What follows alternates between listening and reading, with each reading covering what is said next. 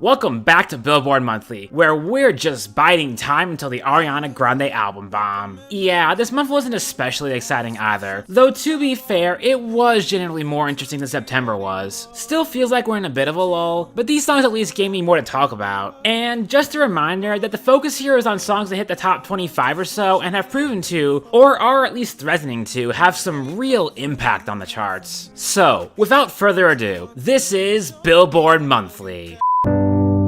What if you had it all? Okay, so I loathe this song for many reasons. It sounds like Justin Bieber wanted to make a Billie Eilish type song, oh how the turns have tabled, but Benny Blanco just wasn't capable of providing the right kind of dynamic production for that, and nope, Phineas also helped produce this. I question how much involvement he actually had in this, considering the entire thing is just a spare electric piano, but you know, whatever. The production itself, it sounds fine, even if it's a bit flat and empty. No, the problem with this song arises with the content. Well, kind of. See, this is Justin Bieber trying to have a pity party for himself. Maybe. It's questionable how much of this he penned, but I'll be generous on this one aspect, give him the benefit of the doubt, and assume he wrote most of this himself. Okay, but see, the problem isn't really the content itself either. In a vacuum, a song about growing up famous and getting all the attention in the world, but having no real friends to show for it, that's not a bad premise. Being a child star is disgustingly bad for one's mental health. That's practically common knowledge by now. It would be possible to make this song work with this production and this premise. Hell, it's frankly not that far off from everything I wanted, right? Right?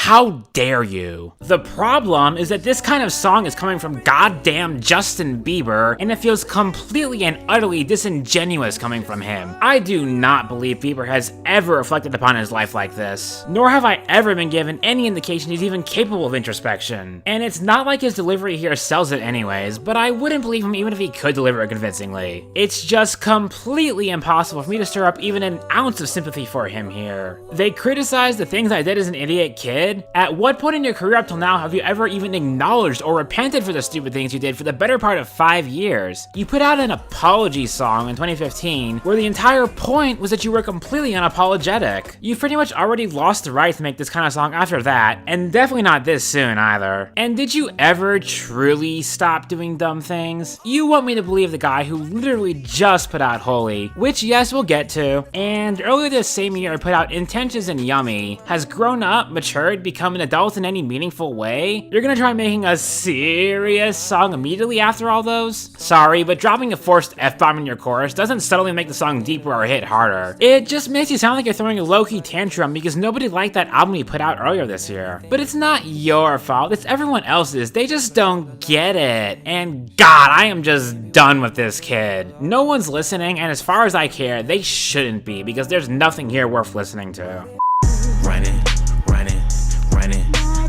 Okay, does anyone really need my opinion on this guy? I genuinely don't have anything to add to the conversation here. I understand what the appeal of his music is supposed to be, the monotone, flat delivery of really violent and dark content, and like, yeah, I guess he succeeds at what he's going for most of the time. I don't really like anything about it. It's completely not for me, and that's fine. As for the songs, Glock in My Lap, there's almost some kind of atmosphere to the beat, but the really choppy flow kills whatever immersion could have been built. I don't like it. Mr. Right Now at least has a shred of melody, and Drake gets to show up and sound like the more lively presence for once in his career, but it's also a bit wonky and not very interesting. I don't like it. Runnin', okay, at first I didn't like this one either, but this is the one where I definitely feel like I'm closest to getting it. Again, the production here is definitely going for something dark and intense, and combined with that unsettling sample, it does kind of work. I'm not sure 21 really convinces me of his flow or his delivery, but if I squinted it, I can kind of understand the appeal. Still don't really like it that much though. Look man, I'm trying here. If you like this guy, more power to you. I just don't personally have any use for music like this. Yep, in my white tee. Yeah, color pipe. The first time I heard this, I didn't understand. What? Don't people like Travis Scott for his textured, unique production and his general chill, vibey atmosphere? What use do Travis Scott fans have for something this aggressive and abrasive? But listening to it again, yeah, this kind of bumps actually. It still sounds like hot garbage, but there's something there. I mean, I still don't like it either, especially not whatever the heck MIA is doing here, but I get it. Are we all just gonna have to deal with Travis Scott #1 debuts every 6 months for the rest of our lives though? Cause that sounds truly terrifying. Well, I said earlier we'd get to this one, so here it is. Yet the way you hold me, hold me, hold me, hold me, hold me. After I went off on Bieber earlier, you're probably expecting me to do the same here, right? Especially of how low I put this on my top 20 ranking last month, right? Well, it's bad, yeah, unquestionably, but Bieber isn't what makes it bad. This song has a nice chill groove, and Bieber rides it well. It all does sound a bit cheap and cheesy, but there's a sincerity to its stupidity that I appreciate all the more after the extreme artifice of Lonely. It's dumb and corny, but it's genuinely dumb and corny, and I respect that. Then Chance, the rapper, shows up, and he's just the absolute worst, both in delivery and content. What the absolute hell happened here? People used to like this guy, and I'm sure he used to be a lot better than this, but listening to this, is this what his entire album last year was like? I genuinely believe it based on all the critical backlash I've seen towards that. This is damn near the worst guest verse I've ever heard. Christ, God, Jesus. All of the kings had their queens on the throne. So, you know how everyone plays the chorus of this song when they talk about it in their videos? That chorus is practically a dead ringer for You Give Love a Bad Name by Bon Jovi? Yeah, that's a nice, solid chorus. Here's what the rest of the song sounds like. Can't live without me. You wanna, but you can't. Na, na, na. This is clumsy. This doesn't sound like metered right, and the melodies never go anywhere. They just rise and fall haphazardly. Nor does the beat back her up well either. What the heck? If you're gonna try for a guitar solo, why are you drowning it out behind the percussion? In just a king can move on space at a time. And this is fine, I guess. Again, her delivery feels really flat and stilted, but it's not as bad per se as the verses. So yeah, good chorus, and that's about it. Pretty much everything else here ranges from mediocre to straight up bad. Shame. Sweet But Psycho was way better than this song, by the way.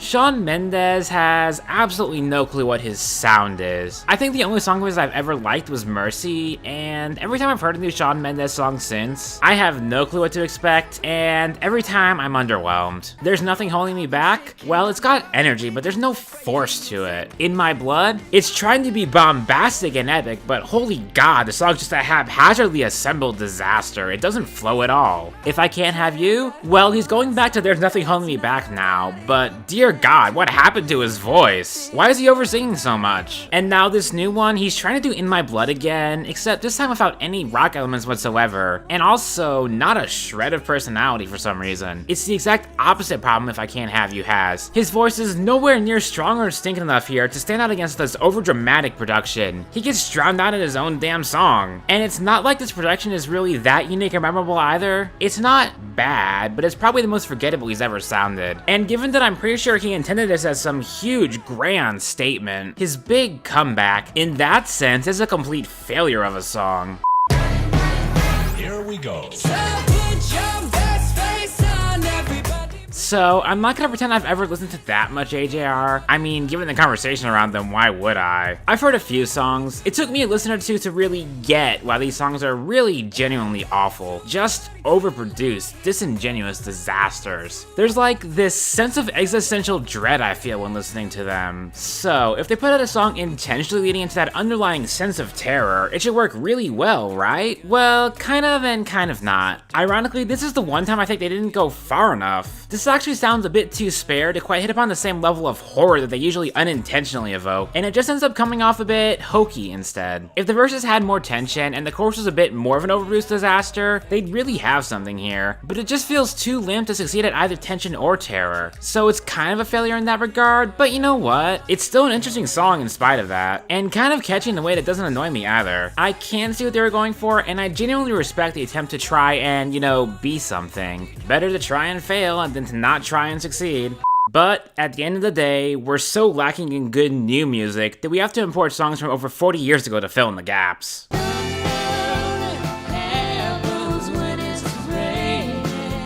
I did grow up on a lot of classic rock myself, but not Fleetwood Mac. The Beatles, yeah. The Beach Boys, yup. Elvis as well. My parents were big on John Cougar, specifically Cougar, and the Steve Miller Band too. I remember all those acts well. Probably one or two others I forgot here too. Never listened to much Fleetwood Mac though. Go Your Own Way is the only song I really recognize by name from them. If you played The Change For Me, I'd go, oh yeah, that song. That was them? Huh. Dreams, I just straight up never heard before. So what do I think of it then? Well, it's nice. I like it. The end. Yay, that was easy.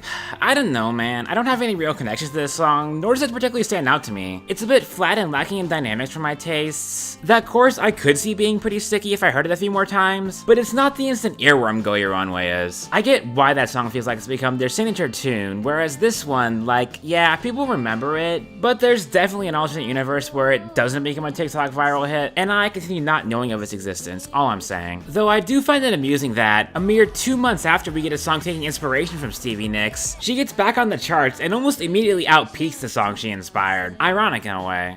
And that'll do it for this month. Yup, sure was a month. It does look like we'll finally be getting some activity on the charts soon, so hopefully I have a lot more positive to say next time. We'll see. Anyways, I figure I'm just gonna make appending a top 20 ranking to the end of each of these episodes a regular thing from now on, because it's easy, it's interesting, it gets the views. Mostly just because of that last one. So yeah, last week of the month from here on out. Enjoy.